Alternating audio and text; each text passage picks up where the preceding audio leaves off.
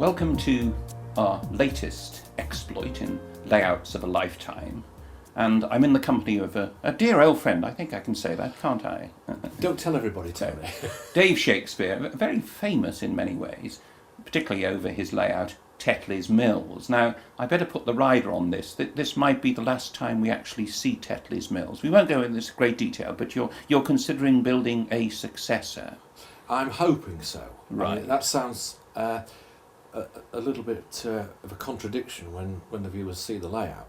But we're hoping to build another house. Yeah. Of course, like every self-builder, we're fighting the planning department. But if we're successful, I'm hoping to build another house, and the new layout, I can assure you, and everybody else, will be even more interesting than the current. And we can feature it in BRM, I hope. Well, in fact, Tony, if you really want, you can come and help me dig the footings out. Right, okay. I have to say, I think he's loony you can see we're in this wonderful room in a beautiful garden, in a place that he built himself, and you'll see very soon an exceptional layout. But anyway, Tetley Mills is renowned, I suppose. It was in one of our competitors, I have to say, and I'm very, very delighted that we've now got it within the pages of BRM, and it'll be on DVD.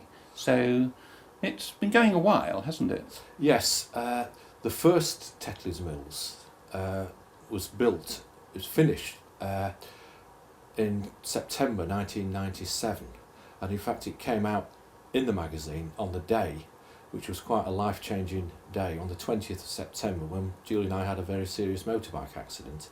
Gosh. And I've been fortunate to have taken early retirement. I'm pleased to say that I'm more or less fully fit, but it has given me the opportunity to spend even more time modelling Tetley Mills. Mm. But building Tetley Mills then has taken that time, because the first one was Eton, wasn't it? Which is rather dramatic. Yes. Well, we found little piles of sawdust, and Julie's father's a cabinet maker, so she identified it straight away as woodworm. Mm. And I thought first of all it was in some reclaimed timber we'd use for the supports, but it wasn't the case. It was actually in the plywood base, which was new timber. New ply, but it hadn't come in after the railway was built. It was actually brought in with the ply, and because we didn't know where the ply was used, we used more than one sheet. I agonised for several weeks, and eventually I decided we'd have to strip the whole layout down. And you said earlier I'm mad, and I don't disagree with you. loony. I am a loony, and you're right. And people said the same about that layout. Why get rid of a good layout? But I saw shortcomings in it, quite a few. And I said at the time, yeah, it will get destroyed, but the next one will be even better. Yeah. And I can assure you that the next layout after this Tetley Mills, I'm hoping will be even better and bigger. Right. And bigger. So it may not be an entire layout of a lifetime, it's a layout of part of a lifetime. Anyway, Dave, we'll go and have a look if we may, please. I think we ought to do that. Thank you. Well, Dave, it's instantly recognisable, Tetley Mills. Now, I better ask the question, Tetley Mills, why Tetley Mills? Well, I've seen some interesting names in the magazines, and I've seen some, I have to say, less interesting. Daft, you mean? Daft or even naff. Right. And I thought, well, I don't want to call it a town. Now, what's synonymous with Yorkshire? And I can think of nothing more synonymous than Tetley's, a nice pint of Tetley's. You mean synonymous? Synonymous, yeah. Synonymous. Synonymous. Synonymous. Synonymous. Let's get that right. Carry on. And of course, where there's muck, there's brass. Yeah. So we have to have some mills. Tetley Mills. And that was the name. It was something that came to me about 12, 13 years ago. And it's likely to remain. Well, it couldn't be forever. It couldn't be anywhere else. I would be astonished if I were looking at an archetypal Great Western branch line called Tetley Mills. It just wouldn't work, would it? Well, it wouldn't work anyway, Tony, because it's weathered. It is weathered, yes. It is mucky, but believe you me, it's not really mucky enough. So the natural, if that's the right word, colour of the local stone is a sort of creamy sandstone, presumably. Yes. When it's sort of quarried or... Well, if you go up there now, you can't imagine that it was ever anything less than pristine, because they've cleaned it up. There's the Clean Air Act, and it is a nice buff browny cream coloured sandstone.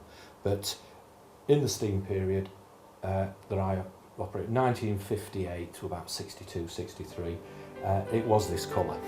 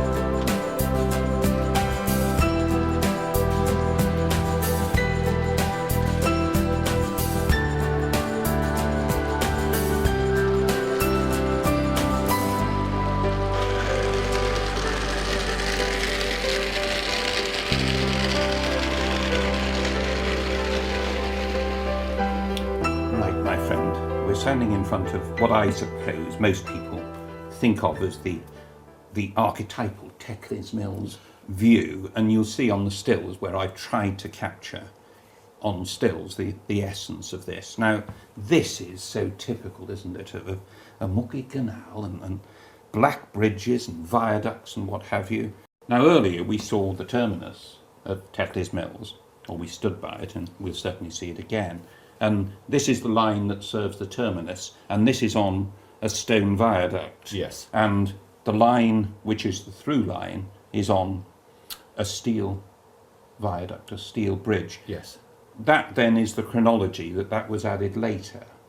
Yes. That line was built later. Well, that was built, Julie and I did the Dales Way, and in actual fact it was inspired by the Little Northwestern that went from Skipton, I think, up to Lancaster, and there are some beautiful cast iron bridges. Whether that's an accurate bridge for the Great Northern... Oh, it's cast iron then? Well, it's supposed to be cast iron, but I mean, this is Tetley Mills. It doesn't actually follow a script. If I see something that I like, or even something that's downright ugly, I've got to do it. It all fits, though, doesn't it? There's nothing here, to me, and looking over the whole layout, that shouts out that it doesn't belong. I think there's a generic building, yes. It's this, I can't honestly say that there's anything that's based on a specific building, particularly down this end, but I've got quite a few books that feature the West Riding, and I look at the picture and think, well, that's the way it is. You know, I mean, for instance, they used to paint above the door lintels and the windowsills. I mean, you'd cringe now if you're an architect. Paint the stone lintel. They used to paint them to try and add a little bit of brightness to their lives, and that's why some of the buildings have got these painted lintels, and that's how it was in the 60s. So this is based in late 50s, early 60s, your childhood period? Well, it's when I was a spotter. Right. And that's what I remember. But I have to emphasise, I certainly don't look back with nostalgia and a desire to go back there. It was a part of my life. At the time it seemed okay, but you wouldn't want to bring your grandchildren up in a period like that.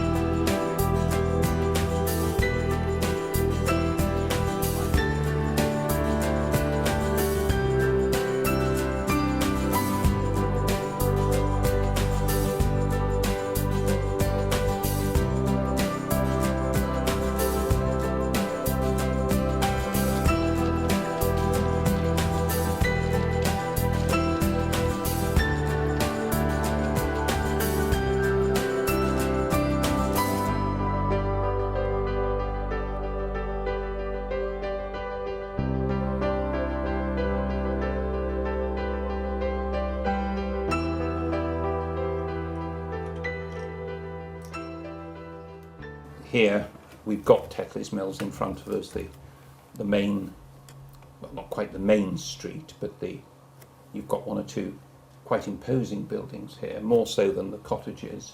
I mean, this is the main mill, isn't it? Yes. We've got the main mill, which again acts basically as a back scene, and also a raison d'etre for Tetley Mills. And we've got a group of buildings. Again, this is over the continuous running line. We would have had one more building, Tony, but as you can see, the Luftwaffe visited during the war. Yes. And they took out our chip shop. Oh, right. And we've never really forgiven Hermann Goering for that. No, but it has no. made quite a nice scenic... Well, the sort of Teutons prestige. knew what would hurt the most, sort of take out the chip shop. Well, that was that. It's a wonder we won the war. Well, quite, Fortunately, yeah. there was probably another chip shop round the corner, and there's certainly no shortage of pubs in Tetley Mills.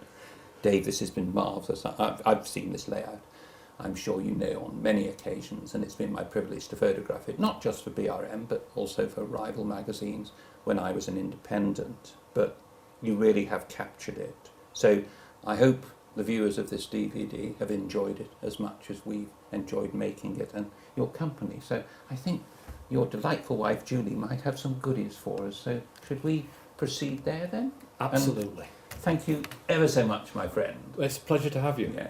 Anyway, look out for the next one. I'm not sure what it'll be, but it'll be something just as interesting, but very, very different. Dave, after you, and thank you. Thank you very much.